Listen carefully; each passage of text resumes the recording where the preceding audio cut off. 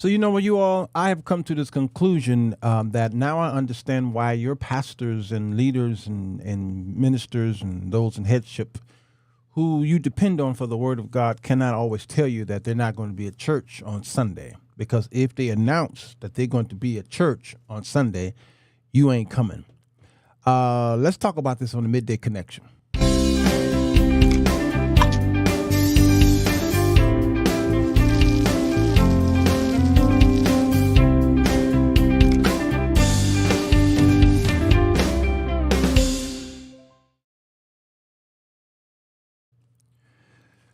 Hello, everybody. Sirwalterj Jones Show. It is the Sunday School University edition, Midday Connection. We don't go very long here, but we'll talk about this, about personality based. If you look at the thumbnail, you'll see many of the popular preachers and bishops and apostles up there that we all flock to. But I have a question for you all, and here it is. Can any of you name any very famous and popular Catholic priest? I'm not talking about no cardinal. I'm not talking about the Pope. Okay. Can you right now name at least one very influential, very popular Catholic priest? Can you? Don't Google it. Just right off your head. Can you? No. I'm seeing people struggle in the comment section. They can't do it. But if I asked you, can you name a popular Pentecostal or Baptist preacher? You all would have been at number 15 by now. Why is that? It is difficult to find a popular, influential Catholic priest. Why? Because of the system. You see, when Ty Trippett said something about the system, he was on to something. I just hated that he played into the system. He was born into that system. He made money on that system, and he's still doing dealing and wheeling with the system as he rebuked the system. You see, the Catholicism is the system that Catholic priests are to preach. They preach about the Church of Canterbury. They preach on the Catholic Church, not the Catholic Church. And there's a capital C and there's a small c. I'm not talking about the faith, what y'all call that thing, the creed that you're reading. No, I'm not talking about that. I'm not talking about the general Catholic Church. I'm talking about the Catholic Church, the denomination in itself. They are taught to preach the system and remove themselves personality-wise. In our churches, it's all about ourselves. All right? So we're not talking about the, thank you, Michelle, the Apostles' Creed. We're talking about here in Pentecostalism and even in the Baptist church and some Lutheran churches, and you can't even name a Lutheran that's popular. You can't even name a Presbyterian that's popular. You just can't name them. You just can't. If I ask somebody in Chicago, can you name a Catholic priest that's famous? Only one guy's name pops up. One. Can y'all tell me who that is? Just one. But if my show is worldwide, so most people don't know who he is. Although his name did go out there because of the civil rights fights that we're constantly going with today. His name has become popular among African Americans, which made it popular among whites. His name is Michael Pfleger. Okay? Only one. But here's the thing.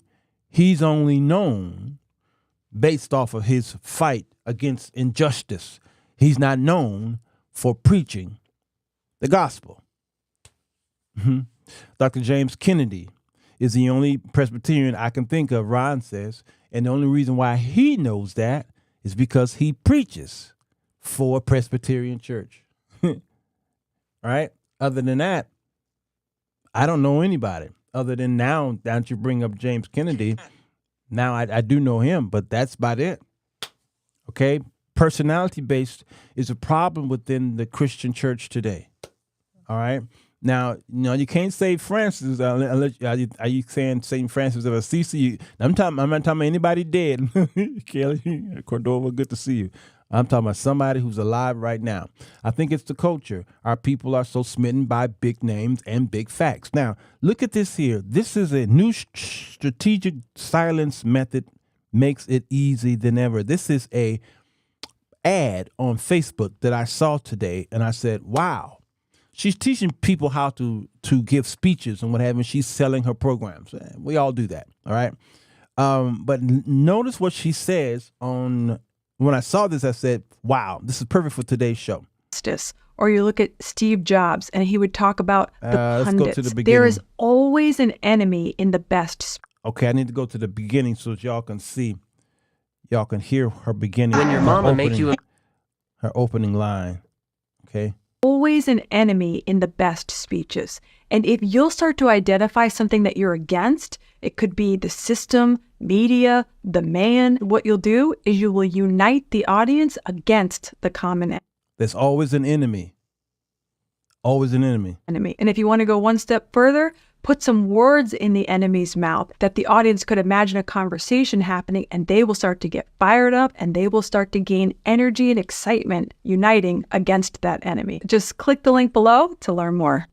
Did y'all hear that? Any speech or presentation you do will be so much more powerful if you do this one thing. If you study the greatest speakers and the greatest public communicators of all time, they always have an enemy. Martin Luther King, for instance, identifying injustice. Or you look at Steve Jobs, and he would talk about the pundits. There is always an enemy in the best speeches. And if you'll start to identify something that you're against, yes. It could be the system, media, the man. What you'll do is you will unite the audience against the common enemy. And if Did y'all hear that? She's teaching on speeches. She is absolutely correct. She's absolutely correct. Find an enemy. She brings up Martin Luther King. She brings up the system. Preach against a system or an enemy or a person. That black dude at the Republican Party convention when Trump was running, he was talking about and the Democratic Party, the enemy, the Democratic Party. What's that black dude? Well, CNN went into his church and embarrassed him because he had all these fake degrees, doctor degrees, saying he went to this college, this university, all this stuff. All right. He was so popular among them because he was preaching against an enemy, a common enemy, which was the Democratic Party, because he was at the Republican convention. Y'all understand? So this is what she says here is absolutely true. And this is how Trump went down that escalator and he got on the mic and preached against an enemy. Who was the enemy? To those people in that audience, they're bringing drugs. They're bringing crime. And some of them are okay. He was talking about the Mexicans. He was talking about the foreigners. He was talking about, people coming over the border. And they just rallied around him. All right? Well, the Democratic Party does the same thing. The current president does the same thing. Preach against the enemy. Hence, the transgender visibility, okay, thing that he passed, and all these other things that he passes, okay, there must be an enemy. The gays and transgenders have an enemy. Who are those? Those people who are straight, who goes against this. Drag queens have an enemy. Everybody's got an enemy. And preachers get up and talk about enemies. All right. But unfortunately, the enemy is not Satan or the devil unless you sprinkle him into other people. All right. And so personality-based people, preachers, pastors, bishops, and all these other people, there is an enemy. And typically their sermons say, my hater, your hater. When you preach about haters, people get enthralled and excited, and they go into a frenzy, and you are their man. Hater, haterade. And then once you do that, you got to preach prosperity. And then you got to preach, then you got to do an altar call, and then you got to push people over, and then you got to cast the devil out here and there, and then you've got to collect another offering. All right, wash, rinse, and repeat. So these men and women become so popular that if the plane is late, if or if they say they can't come because of cancellation, these people are not coming to worship. They're not. But when it comes to the Catholic Church, the people come to mass. They don't care who there. They coming. Why? Because there's something that is traditional in them, but they have to show up. All right. In our churches, it's like, no, I'm pastor not gonna be there today, or my favorite singer not gonna be there, or my favorite blah blah blah. So this has been a problem. Now I've been, people sent me this video of this guy having doing an Easter speech. A sermon that is, and I haven't seen all of it. I only saw a few seconds of it. So I'm gonna play it on the show and watch it live with you all. I think some of you've seen it, and let's see what's going on here. When your mama make you embarrass yourself at the Easter program. No, that's the wrong one. This one here, this one here is actually 12 years old, and the mama replayed this. This boy is now 18 years old now. The boy is in that sheet, and she replayed it. So watch this. I can't play the music. The three boys evidently sees him for the first time. I guess he wasn't dressed during the play, during the rehearsal. So they say, he's alive, and then he comes out of the sheet. Okay, I can't play the audio.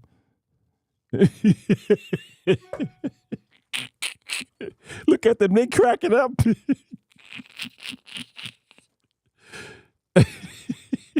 He's so embarrassed.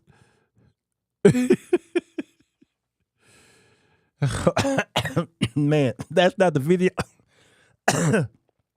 That's not the video I wanted to play. But that thing kills me every time I see it.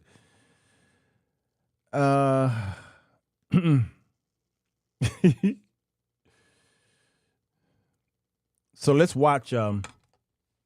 Let's go and watch this apparently ridiculous sermon. All right. Okay.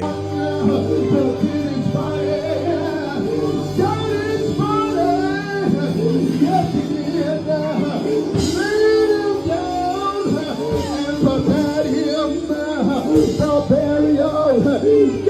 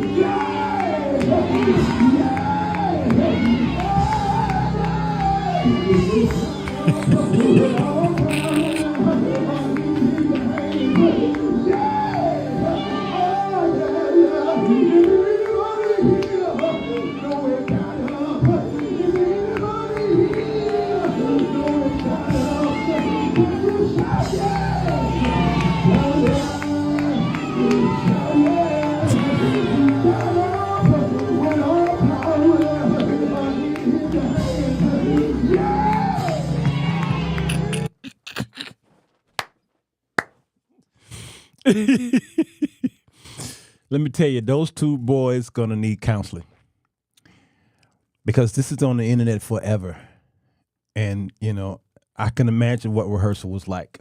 Now, when I say in 3 days, I'm gonna be shouting it. Y'all open up the casket. Man, let me tell you, those boys gonna need some serious counseling. Here's the thing. Again, black people, listen, I'm so sick of you people. I know white people do crazy stuff too. Listen, they ride in on motorcycles. I've seen them drive cars in their churches. I've seen them ride in on horses and donkeys, and they hang glide in. They are doing the wrecking ball thing on Good Friday. When was that? The wrecking ball. What holiday was it? And what else did they do? They kicked the Bible. It was a Super Bowl thingy. White people do crazy stuff in church. And you black people equally as crazy, because funerals is where black people shine. All right? If that was a live body there, then you all would be doing some stupid antics. You have your little daughters or nieces or something like that coming there, and they doing these dances. Okay, how many times have we seen these dances where the skirt go up here?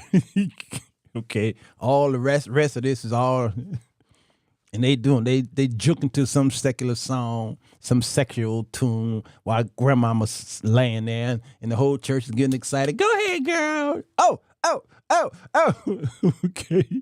Or somebody rapping with his shirt off and he's standing on the pulpit furniture, my nigga. I mean, I've seen it all. Or this stupid thing I hate, I shall wear a crown. And then the pallbearers are taking them at least 3 hours to go down the aisle with these bodies while somebody dressed in a halo and all white. Black people do this crazy. They take the dead body, they stuff it like it's some type of animal that what y'all call it when you stuff animals, and then you put it in your house and it becomes a decorative piece of furniture. They stuff black people and they set them up or put them on his favorite motorcycle or something stupid. Got them sitting at the table having dinner, and it's a funeral, and then people coming in there and they look at their stuffed friend, taxidermy Michelle. I mean, some of the stupidest thing. We're the only ones I know who do stupid things to dishonor the dead people. And so we typically are afraid of caskets. We can't even walk into a funeral home and see a casket without freaking out. All right? We afraid of it, but what we do is we make mockery of it. We are so silly. I almost call it something else. So, listen, church is personality-based. And people go to church because they want to see their favorite guy or gal do some kind of, animated thing on the stage and use props and what have you. And we get excited. The church is a circus, okay? We've got to start getting back to the brass tacks, you all. Church is not for that. It is for, mine house shall be the house of worship, okay? A prayer, that is. And worship as well. But we should be praying, that we should be worshiping together. We should be singing psalms, hymns, and spiritual songs. Yes, we should be giving our finances to keep the lights on, gas on, what have you, the doors open. We should be praying for one another. We should be laying hands on each other, praying for the sick and things like that. Yes, we should be doing all of those things. But most importantly, the word of God should be going forth. We should be reading the word of God, and somebody should be explaining it to us. All those things, what happened? Is it not good enough for you? So you got to bring in some celebrities in just to get the people interested. That's sad. We got to cut that out. And I'm praying one day that y'all find a good church house. They don't do all that antics. Just stand 10 foot down, strong, open up the Bible, preach it. You ain't got to hoop. You just go ahead and read it and expound on it. Don't be there for 2-3 hours. Do some songs, what have you, worship with each other. And if you have to be there longer, it's because the Spirit of God fell on the place and the people can't stand to minister as they were dedicating the temple and Solomon's temple, and the people don't want to leave, all right? But when people are looking at their watches or on their phones or what have you, and things are going on at the church, it's boring. They're looking for their personality to come out there and then wow them. Have you been swallowed? I love y'all. See you tomorrow.